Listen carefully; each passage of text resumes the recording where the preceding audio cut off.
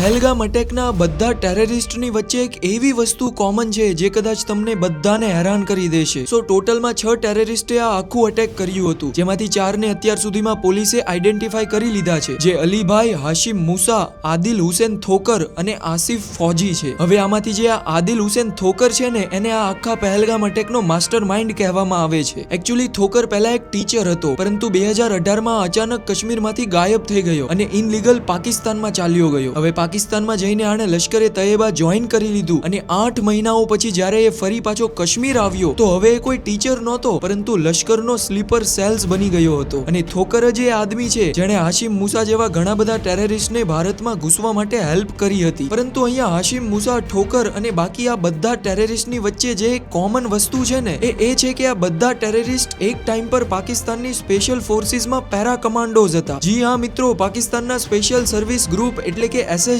ના બધા ટોપ કેન્ડિડેટ્સ હતા, જે પોતાની ટોપ ક્લાસ ટ્રેનિંગ, અઘરામાં અઘરું ઓપરેશન અને અનકન્ડિશનલ વોર્સને લડવામાં માહિર હતા. સો હવે એવિડન્સ તો આપણી બધાની સામે છે, પરંતુ તેમ છતાં પાકિસ્તાન આજે કહે છે કે અમારો આ અટેકમાં કોઈ હાથ નથી.